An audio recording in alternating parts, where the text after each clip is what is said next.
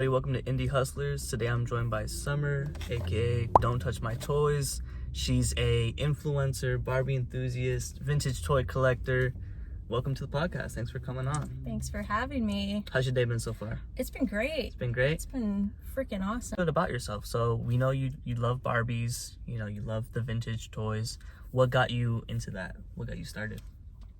I think, and I hear this backstory from a lot of people that are vintage toy collectors, but like me personally, I grew up poor, didn't have a lot of money, and there was always something special about toys. I grew up in the 80s.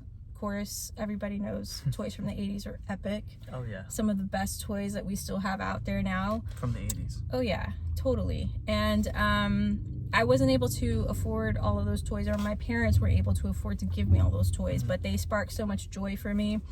And even as a single mom in my 20s, I wasn't able to just like relive my youth and buy stuff like that for myself. So I started to just be like, you know what, I'd go to an antique store or a thrift store and I'd see something that was nostalgic, and it just brought back so many memories, like happy memories, and just instantly like rejuvenated those memories that I had that were good times. And I would purchase those items, and then before you know it, it was like one more trinket, another trinket, and before I knew it, I had this like wish list of grail items that I always wanted as a child that I never had the opportunity to have. Can I also make money off of this? Oh yeah. I mean, that brings me to the next topic, is like flipping. Flipping is such a huge market for a lot of people, and sometimes that's their full-time job. So it's like, for me, I have so much respect for those people, because it's hard. I mean, it's a lot of work. You got to go find these things, you got to list them, you got to price them,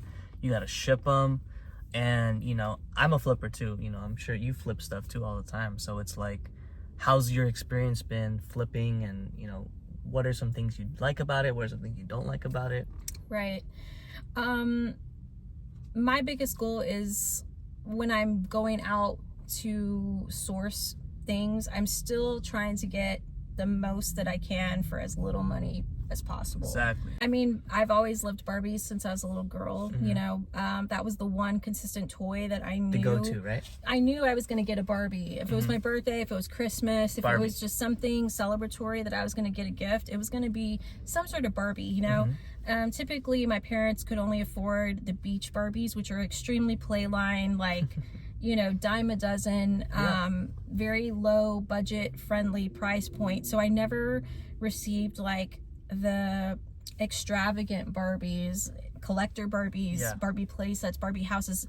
I would use like, I distinctly remember I never had Barbie furniture, so I would utilize household objects and pretend that it was Barbie furniture. So like VHS tapes were like, I would always turn those into like a Barbie bed, like, because no, you were smart. Yeah, you were doing what you could with what you had, and exactly. you were very resourceful, and that's awesome. Yeah.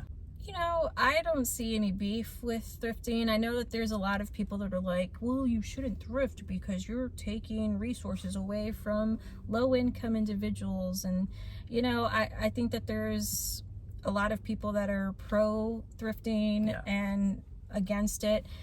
I feel like there's just so much that everybody can have a piece of the pie. Oh, yeah.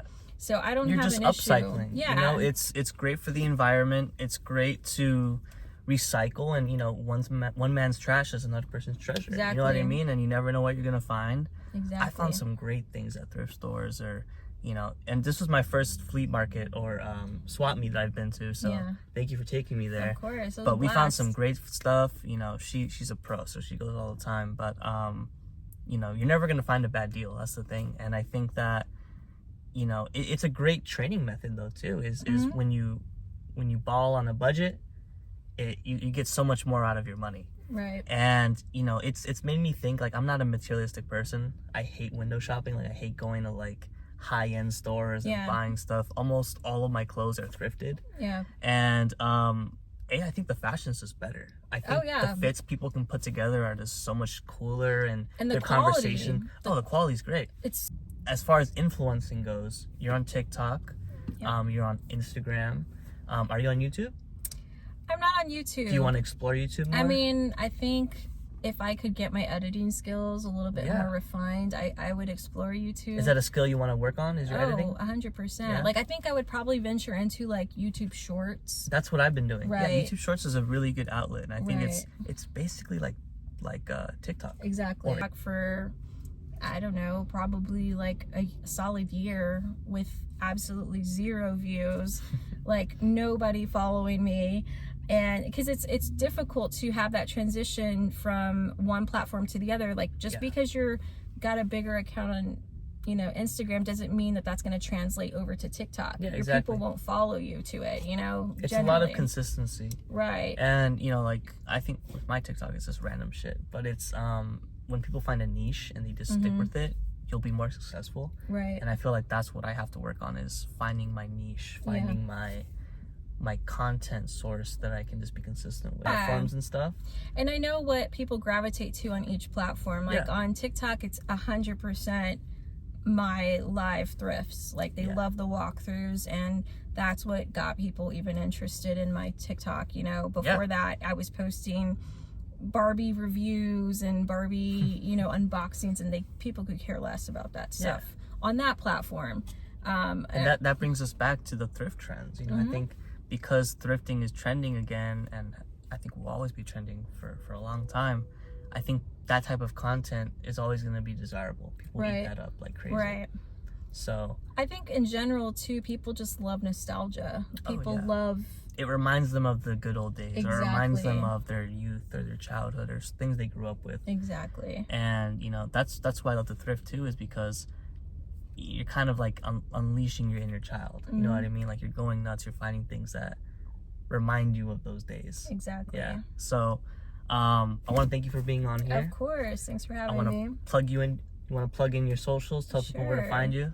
So you can find me on Instagram and TikTok under Donttouchmytoys, DONTOUCHTOYS. So there's only one T at the beginning of that.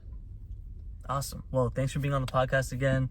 Make sure to check her out and check out all of her content and socials. She's got some really cool stuff up there. And we're going to show you guys a haul very soon.